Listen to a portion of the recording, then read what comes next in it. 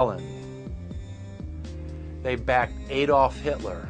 They backed Franklin Delano Roosevelt. And they are backing right now Barack Obama. The banking cartel had established a beachhead in 1913 through the Federal Reserve Act. In 1947, they set up a parallel shadow government through the National Security Act. From 47 on, the national security state began the long process of absorbing federal and state bureaucracies, while at the same time undermining the constitutional power of Congress and dominating the executive branch. By controlling the issuance of currency and credit, the private Federal Reserve was able to buy up most of the Fortune 500. And if a company wouldn't sell, the bankers would unleash federal regulators to run them out of business. Private central banks in Europe, the United States, and England took taxpayer money and loaned it at over 30% interest to third world nations.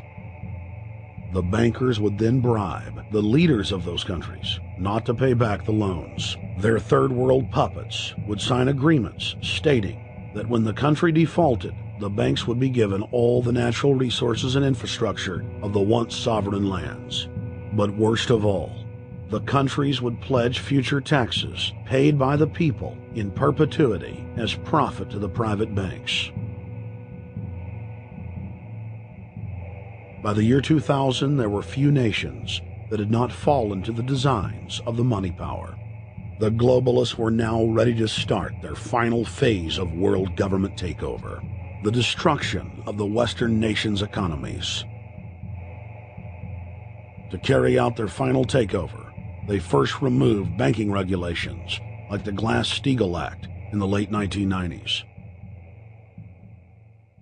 This allowed their front companies to issue unlimited credit to the world and to set up colossal Ponzi schemes, the likes of which the world had never seen. The scams were advertised by the controlled corporate media as completely legitimate. Because of the fantastic returns, private investors, corporations, state and local governments invested heavily. They had taken the bait, hook, line, and sinker. To destroy confidence, in late 2007, the bankers themselves began to badmouth the scams they had created. Next, the central bankers cut off the tsunami of fiat money that they had been using to pump up the bubble. When Congress and the public refused to write the finance oligarchs a blank check, the bankers began to engage in financial terrorism. They said that the world would go into another Great Depression unless their demands were met, further destroying confidence. The stock market instantly had its biggest one-day loss in history, but even that wasn't enough to force Congress to capitulate to the offshore banks. Senator Inhofe of Oklahoma and Congressman Brad Sherman of California, amongst others, told the world that the entire Congress had been threatened with martial law by the White House and the Treasury Department if they didn't pass the so-called banker bailout bill.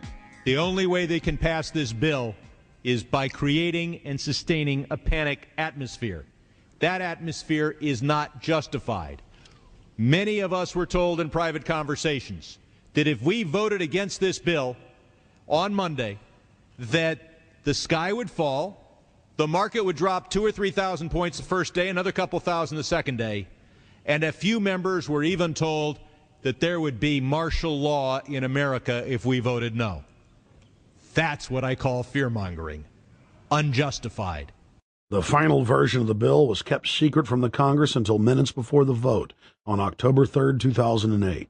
The Federal Reserve had promised total transparency, that every dime would be accounted for. To Democrats and Republicans who've opposed this plan, I say, step up to the plate. Let's do what's right for the country at this time, because the time to act is now. To prevent the possibility of a crisis turning into a catastrophe. After its passage, the public learned with horror that the bill was really a financial coup d'etat by Wall Street. The bill didn't just give $700 billion to the banks. It was a blank check. And as of February 2009, $9.7 trillion has disappeared into a black hole. Within 24 hours of its passage, Secretary of Treasury Henry Paulson said they were no longer going to use the money to unfreeze the mortgage market by buying bad debt.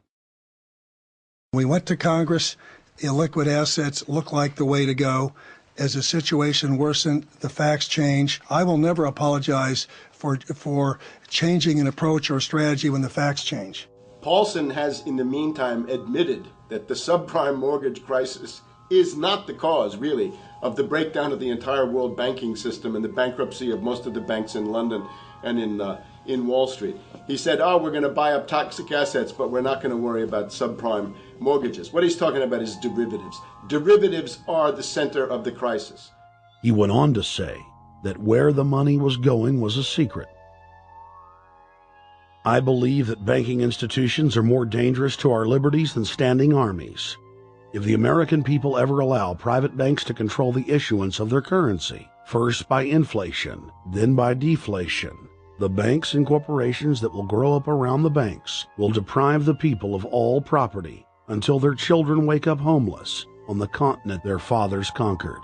The issuing power should be taken from the banks and restored to the people, to whom it properly belongs. Thomas Jefferson, 3rd President of the United States.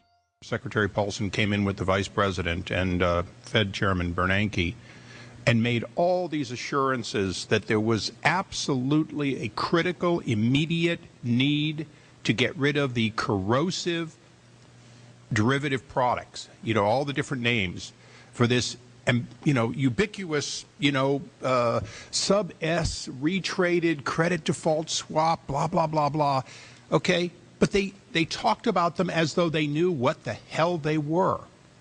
You got the money and you immediately said, what items, what auction? Now the Treasury just basically cut that out of the bill. And what we have here is a situation where banks are hoarding the money that they're getting from the TARP. They're using the money to purchase other banks. And all of a sudden, the Treasury sent a signal to the banks, forget about it. We're going to give you the money that you want, and you do what you want with it. Unless you direct it specifically, it's not going to happen. I don't think anyone questions, Mr. Kashkari, that you're working hard. Our question is who you're working for. Throughout its passage, President Bush and Senator Obama worked in tandem to get Congress to pass the bill, without even having time to read it, despite the fact that in major polls, 98% of the American people were against the bill. The leadership in both parties were for it.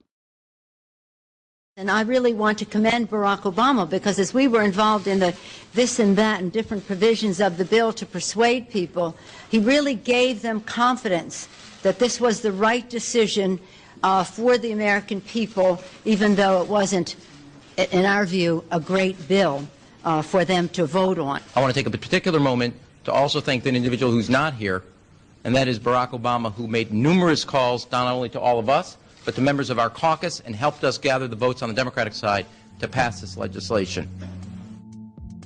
Bank heads then bragged to the press that they were hoarding the bailout money and using it to buy up smaller, healthy banks and insurance companies. Their plan was working like a charm. Next, the central bankers loaned the federal government back $787 billion of our own money at interest for President Obama's so-called stimulus package. And just like the banker bailout, Congress was given less than an hour to read the 1,070-page-plus stimulus bill. Barack Obama, who had pledged on the campaign trail to wait 5 days before a bill could be voted on so that the Congress and the people could have a chance to read it, said that the stimulus was too important and it had to be passed before anybody could see it or read it, or the crisis would turn into a catastrophe. Doing little or nothing at all will result in even greater deficit.